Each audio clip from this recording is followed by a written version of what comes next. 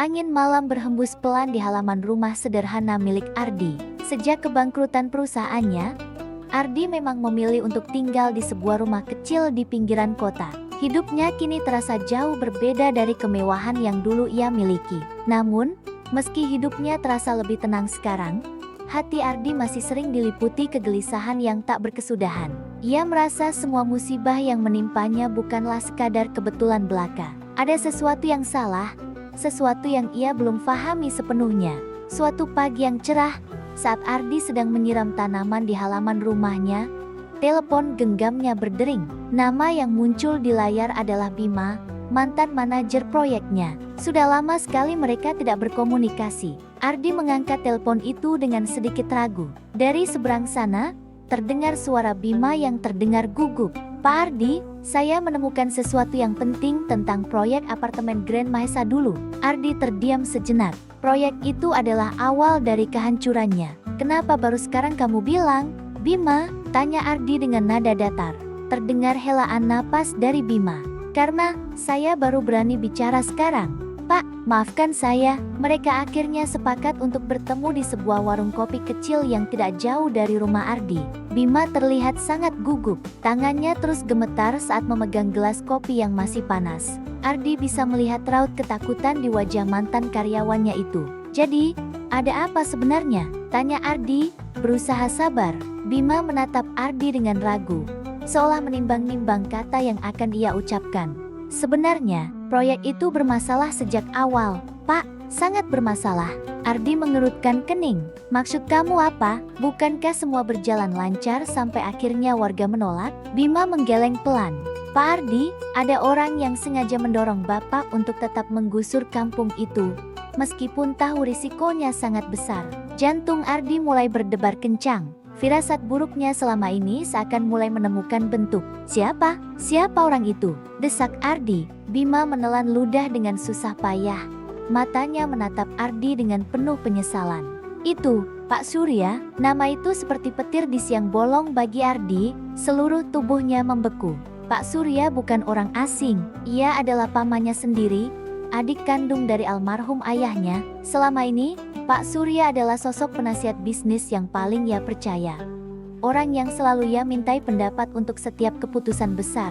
Tidak mungkin Paman Surya," gumam Ardi pelan, menolak untuk percaya. Melihat reaksi Ardi, Bima dengan cepat mengeluarkan beberapa lembar dokumen lama dari dalam tasnya. Kertas-kertas itu terlihat sudah usang dan menguning. "Saya menemukan ini saat membereskan arsip perusahaan lama yang tersisa, Pak. Ada perjanjian tersembunyi antara Pak Surya dan beberapa investor luar negeri." Ardi meraih dokumen itu dengan tangan gemetar. Ia membaca setiap baris kalimat dengan napas tertahan. Matanya terbelalak saat menemukan fakta yang tertulis di sana. Ternyata, jika proyek apartemen itu berhasil dibangun di atas tanah sengketa tersebut, sebagian besar keuntungan akan mengalir langsung ke rekening perusahaan cangkang milik Pak Surya, bukan ke perusahaan Ardi. Ardi terduduk lemas di kursinya. Kepalanya terasa pusing. Pengkhianatan ini terasa begitu menyakitkan. "Kenapa dia melakukan ini padaku? Kenapa?" bisiknya lirih, lebih pada dirinya sendiri. Bima menundukkan kepalanya. "Pak Surya tahu kalau kampung itu punya nilai sejarah yang sangat penting bagi keluarga Bapak, peninggalan dari kakek, tapi dia juga tahu Bapak pasti akan menuruti semua saran bisnisnya tanpa curiga sedikit pun." Ardi pulang dengan pikiran yang sangat kacau. Sepanjang jalan, ia teringat banyak hal. Benar, selama ini, Pak Surya selalu menjadi orang yang paling bersemangat mendorong Ardi untuk memperluas bisnis. Bahkan seringkali menyarankan keputusan-keputusan berisiko yang sebenarnya bertentangan dengan pesan almarhumah ibunya untuk selalu berbisnis dengan hati. Perlahan tapi pasti, Ardi mulai menyadari sesuatu yang mengerikan. Ia mungkin bukan hanya menjadi korban dari keserakahan dan ambisinya sendiri. Ia adalah bidak catur dalam sebuah permainan licik yang dirancang oleh orang terdekatnya, oleh pamannya sendiri. Rasa sakit itu menusuk jauh ke dalam hatinya. Keesokan harinya, dengan membawa semua bukti yang ia miliki, Ardi mendatangi rumah mewah Pak Surya.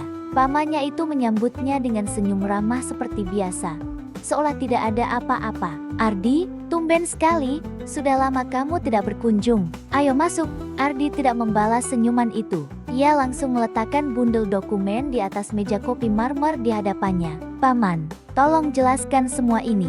Senyum di wajah Pak Surya perlahan menghilang. Ia menatap dokumen itu, lalu menatap Ardi. Beberapa detik suasana menjadi sangat sunyi dan tegang.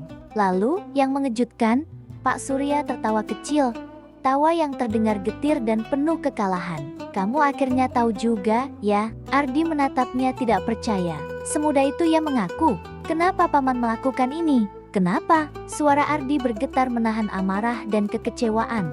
Pak Surya berdiri dan berjalan perlahan menuju jendela besar yang menghadap ke taman. "Karena ayahmu, kakakku, dulu selalu lebih sukses dariku. Semua orang memujinya, mengaguminya, bahkan setelah dia meninggal.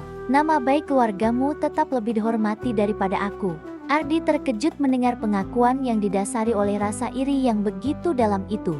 "Aku hanya ingin membuktikan bahwa aku juga bisa lebih sukses dari kakakku, bahkan dengan caraku sendiri," lanjut Pak Surya. Ardi mengepalkan tangannya erat-erat, buku-buku jarinya memutih.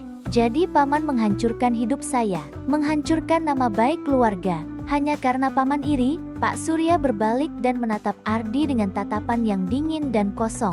"Bisnis itu bukan soal perasaan, Ardi.